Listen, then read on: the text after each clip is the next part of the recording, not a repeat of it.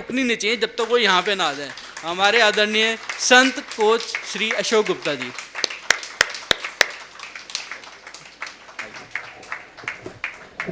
अच्छा, तालियां। अशोक जी, आपसे रिक्वेस्ट है आगे आ जाइए, मीटिंग बाद में कर लेंगे। आप सभी को मेरा नमस्कार। रिस्पेक्टेड गोविंद जी, प्यारे साथियों, आज का जो सब्जेक्ट है, ये जो शब्द है व्यवहार, मेरे को लगता है यही जीवन का सार है। आपकी वार्ता, आपके शब्द ही आपका व्यवहार बताते हैं। लेकिन दफ़ा कहते हैं कि शब्द बोलते हैं, उन शब्दों के अंदर ही बेसिकली आपकी पहचान है। किसी भी इंसान की पहचान जो है उसके व्यवहार से की जाती है नॉर्मल, ऐसा मेरा मानना है। एक व्यवहार जिस लेवल पे है, जैसे आप बोलेंगे, जैसे आप बात करते ही जो है आपका व्यवहार और आपका एटीट्यूड्स का पता लग पाता है।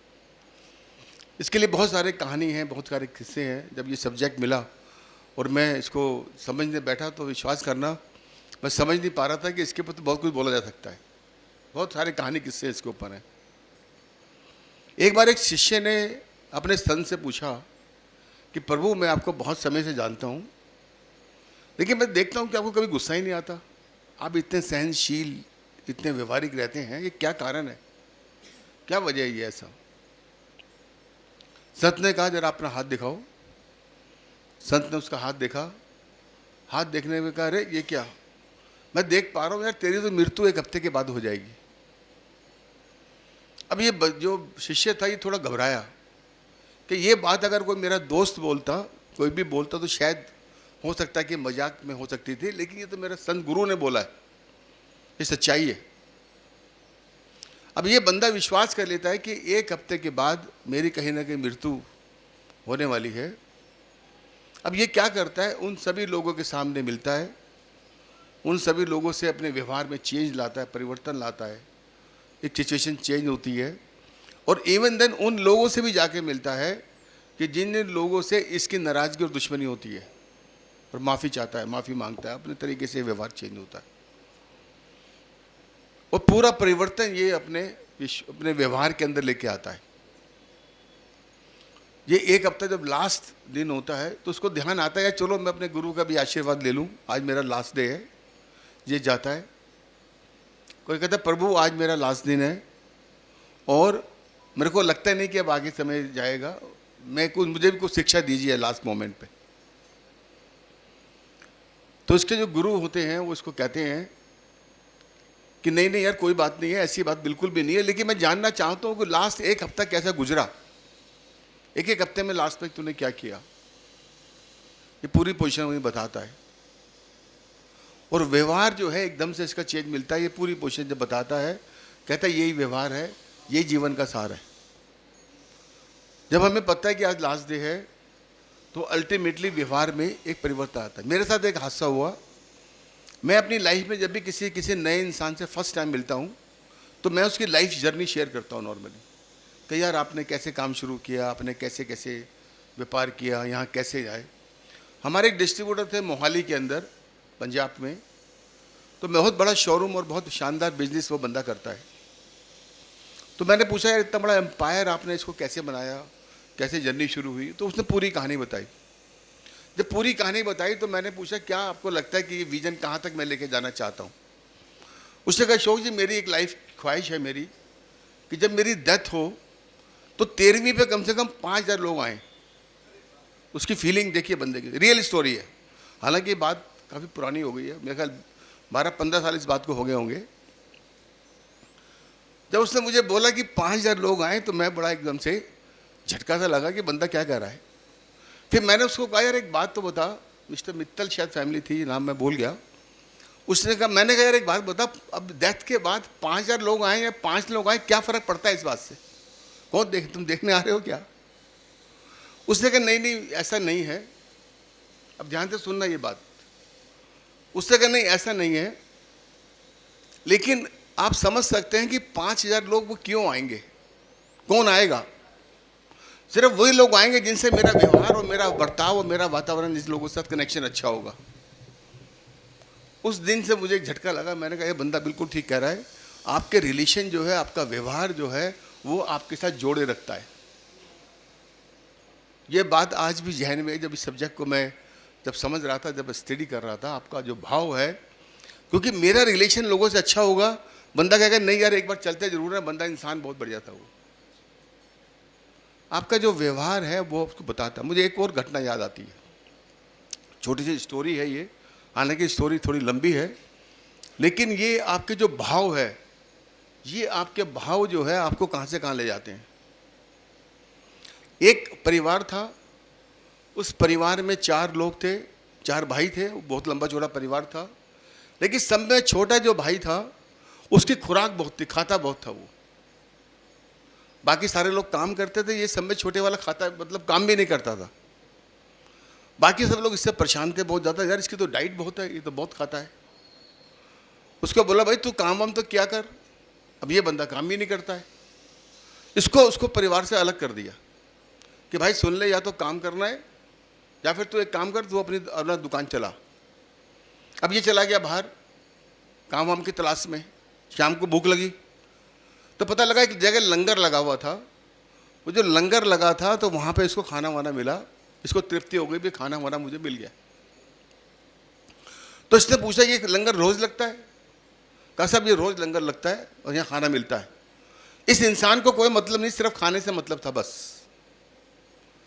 अगले दिन फिर वहाँ पहुँच गया लंगर में, फिर खाना वाना खाया, फिर तृप्ति हो गई। इसने पूछा ये लंगर जो लगता है इसका ऑर्गेनाइज कैसे होता है, क्या सिस्टम है इसका? उसने कहा जी ये एक संस्था है, इस संस्था के संस्थापक है, ये इस मंदिर ये लंगर लगाते हैं और ये लंगर में यहाँ खाना चलता है और रोज़ खाना मिलेगा। इसने कहा जी अगर मैं रोज़ खाने आ जाऊँ और जितना मर्जी खाऊँ चलेगा? उसने हाँ जी जितना मर्जी खाइए। बोला इसके लिए मुझे कुछ करना पड़ेगा? बोले हाँ, अगर आप चाहो तो इसमें संस्था में कुछ काम कर सकते हो। ये बंदा गया, थोड़ा बहुत काम वाम जो मिला कर दिया, लेकिन इसका जो टारगेट था वो सिर्फ खाने से मतलब था। ये खाना खाने लग गया। अब एक दिन ऐसा आता है एक महीने के अंदर वहाँ खाना नहीं बनता है, एक फास्टिंग कोई डे आता है, मुझे डे नहीं मालूम, एक दिन खाना नहीं बनता है। अब खाना नहीं बनता तो क्या होगा?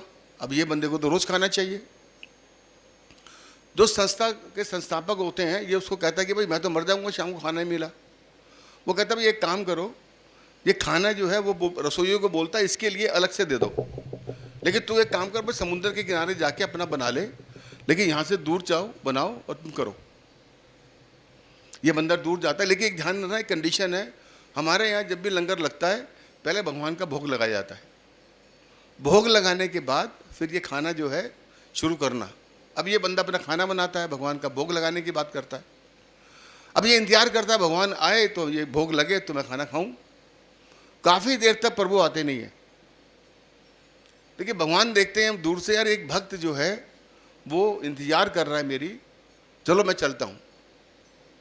जैसे भगवान आते हैं तो ये कहते हैं प्रभु जरा भोग लगाइए, आपने काफ़ी देर कर दी, मुझे भूख लगी है। ये बात मैं बताना चाह रहा हूँ भाव कैसे काम करते हैं। भगवान आते हैं, इसका भोजन लेते हैं, खा लेते हैं, और जितना भोजन इसको मिला होता है आधे से ज़्यादा तो भगवान ही खा जाते हैं। ये बंदे को फिर भूख लगती है, कोई बात नहीं, फिर ये जाता है, फिर उसकी रूटीन चलता, अगले महीना फिर आता है। फिर इस बार उनसे रिक्वेस्ट करता है कि सर एक काम करना, महाराज जी मेरे को थोड़ा भोजन डबल देना, ज़्यादा देना। इस बार मैंने भोग लगाया, आधा से ज़्यादा भगवान ही खा गए, मेरे तो इससे में कुछ भी नहीं आया।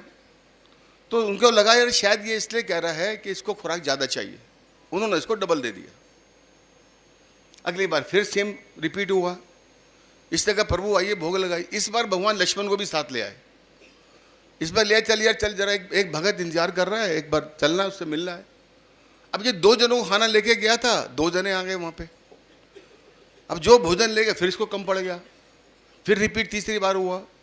इस बार भगवान हनुमान जी वगैरह सीता वीता को सबको ले आए। तो मंदिर में फिर गया, फिर रिपीट हुआ पूरा केस। फिर उन्होंने को लगा यार ये हो कह रहा है, चल तो चलते हैं देखते हैं। पूरे मंदिर के पुजारी वगैरह सब आए वहाँ बैठे। फिर इसने वही रिक्वेस्ट की तो देखा सारे भगवान बैठे हुए। अब इसको भगवान नजर आ रहे हैं भोग लगाते हुए, बाकी लोगों को नजर नहीं आ रहे। वो पूछता भाई तेरा भोजन कहाँ पे क्या है? ये कह रहे देखो जी हनुमान जी बैठे, भगवान बैठे, ये बैठे, किसी को नजर नहीं आ रहे। तो संस्थापक थे वो समझ गए अल्टीमेटली कि बेसिकली क्या है। फिर उसे मिलवाओ जी, फिर उसे मिलवाया। तो यहाँ पे सिस्टम ये मतलब भाव यहाँ पे ये है बातचीत करने का, इसको स्टोरी सुनाने का, कि जो आपका भाव है ये ध्यान रखना आपकी लाइफ में बहुत बड़ा मैसेज देता है। हम जितने भी लोग यहाँ बैठे हैं, अगर मैं छोटा सवाल करूँ, क्या कोई ऐसा है इंसान जिसकी लाइफ में कोई प्रॉब्लम ना हो? हम सबकी लाइफ में कोई ना कोई प्रॉब्लम, कोई ना कोई कहेगा हाँ साहब मैं ज़रूर कहीं ना कहीं फंसा हूँ। अब सवाल ये आता है कि अगर हम कहीं फंसे हैं, कोई प्रॉब्लम है तो उसका सॉल्यूशन भी है। अगर कोई प्रॉब्लम है तो उसका सॉल्यूशन भी है, तो आप समझते हैं कोई भी ताले पे कोई भी चाबी नहीं लग सकती। सिर्फ एक छोटी सी गेम ये है, कौन सी प्रॉब्लम पे कौन सी चाबी हमें लगानी है। अगर ताले पे चाबी सही उसके लग जाए, वो आपको समझ में आ जाए यार ये वाली प्रॉब्लम है और मुझे इसके ऊपर ये चाबी लगानी है, तो आप किसी भी तरीके का प्रॉब्लम को हैंडल करने में सक्षम हो पाएंगे, ऐसा मेरा मानना है, ऐसा मैंने सीखा है। दोस्तों हम सब पेड़ से बहुत सीखते हैं। पेड़ आप देखते हैं, पेड़ साक्षी है। मैंने एक और देखा है कि जो सांस हम छोड़ते हैं, जितनी छोड़ते हैं उतनी हमें मिलती है। जैसा हम करते हैं वैसे हमें मिलता है। ये साइंटिफिक प्रूफ है। अगर आप ज़्यादा सांस छोड़ेंगे, ऑक्सीजन, कार्बन डाइऑक्साइड छोड़ेंगे, ऑक्सीजन मिलेगा। पेड़ जो है, आप ध्यान रखिए, वो बेसिकली देना जानता है और वो साक्षी है, वो बोलता नहीं है। आप कुछ मत रिएक्ट कर दीजिए, पत्थर मार लीजिए, वो रिएक्ट नहीं करेगा। इंसान का जो नेचर, आपका व्यवहार जो है, वो सहनशीलता का व्यवहार आपको कहाँ से कहाँ पहुँचा देता है। मैंने भी बहुत छोटी सी कंपनी से स्टार्ट किया, एक लेवल पे चीज़ें चलाई, और मेरा ऐसा मानना है कि बहुत सारी चीज़ों के अंदर सिर्फ सहनशीलता का रोल बहुत बड़ा रहा। अभी भाई साहब अभी बोल रहे थे हमारे साथी कि भाई जैसा व्यवहार जो करता है वैसे ही मैं उसके साथ करता हूँ। मैं कभी ऐसा नहीं करता। उसका व्यवहार उसके साथ है, मेरा मेरे साथ है। बहुत सारी घटनाएं होती हैं लाइफ में, बहुत सारे चैलेंज सुबह उठते जाते हैं, तो मुझे समझ में आता है उसका एंटीना अलग है, मेरा अलग है। ऊपर वाला है, सबका अपना अपना एंटीना लगाया हुआ है, सबका बराबर नहीं हो सकता। माफ़ कीजिएगा, शब्दों में फ़र्क हो सकता है, लेकिन भाव यहाँ ये है, सबकी अपनी अपनी सोच, अपना अपना तरीका है। सहनशीलता जो है आपको कहीं से, अगर आपने रिएक्ट कर दिया वैसे ही, बहुत पुरानी बात है। एक दफ़ा ड्राइवर आ रहा था, गाड़ी गली छोटी थी, मैं भी गाड़ी से जा रहा था, हम दोनों आमने सामने हो गए। तो मुझे पता नहीं, गुस्सा नहीं आता, बहुत पुरानी बात है, गुस्सा आ गया अचानक। अरे मैंने कहा उस्ताद जी क्या कर रहे हो? कह रहा वो बहू। जैसे उसने कहा, अरे मैंने कहा अशोक तू तो यार अशोक है, ये तो ड्राइवर है। मैंने कहा अच्छा उस्ताद जी गलती होगी, मैंने अपनी गाड़ी पीछे ली, उसको निकाला, मैं चला गया। खुदा ना खास्ता वो भी बहस कर रहा था, मैं भी ड्राइवर बन जाता, उस पर मेरे में क्या फ़र्क था? हाँ जी, मैं कभी नहीं करता। मेरी पोजीशन उस पेड़ की तरह है, जो मर्जी गाली दे दीजिए, जो मर्जी बदतमीजी हो जाए, आप विश्वास करें, लोग मेरे से पूछते हैं कि सर आपको गुस्सा ही नहीं आता? मेरे को नहीं आता, ये सच्चाई है। मेरे लोगों ने, अपने लोगों ने पता नहीं कितना नुकसान कहाँ पे दिया होगा, कभी रिएक्शन ही नहीं है। उसका भाव ये है, मेरा भाव ये है, डिपेंड करता है। हो सकता है काफ़ी लोग इस बात से सहमत ना हो, लेकिन मेरी अपनी फीलिंग है, मेरा अपना एक्सपीरियंस है, क्योंकि उसका स्टाइल उसके साथ चलेगा। सिस्टम ये बोलता है कि अगर उसने थप्पड़ मारा एक आप मार दीजिए, सिस्टम ही बोलता है नहीं। अगर मैंने भी मार दिया तो उस पर मेरे में क्या फ़र्क है? जो हरकत वो करेगा वही मैं करता हूँ। तो आपका व्यवहार, यार ताली तभी से बजाइए ना, ऐसे मत बजाइए, शर्माइए मत। दोस्तों आपका व्यवहार, ये सब्जेक्ट इतना बड़ा है, इसके ऊपर आप कुछ भी बोल सकते हैं। और मेरा एक और मानना है, आप जहाँ पर भी हैं केवल और केवल अपने व्यवहार की वजह से ही है। हम लोग हमेशा गलती दूसरे की निकालते हैं कि इसने ऐसा कह दिया, उसने वैसा कह दिया, इसने ऐसा कह दिया,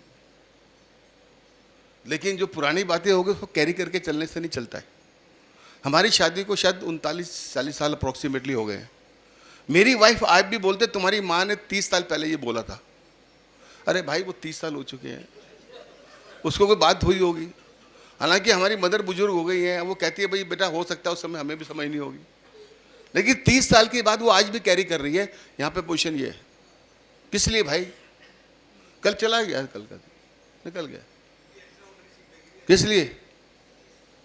अगर आप ऑर्डिनरी काम करते हैं तो ऑर्डिनरी रिजल्ट आएगा, एक्स्ट्रा ऑर्डिनरी काम करते हैं तो एक्स्ट्रा ऑर्डिनरी रिजल्ट आएगा, simple. Thank you very much, बहुत बहुत धन्यवाद। ये सब्जेक्ट बहुत लंबा है, बहुत बातें हो सकती हैं। Thank you.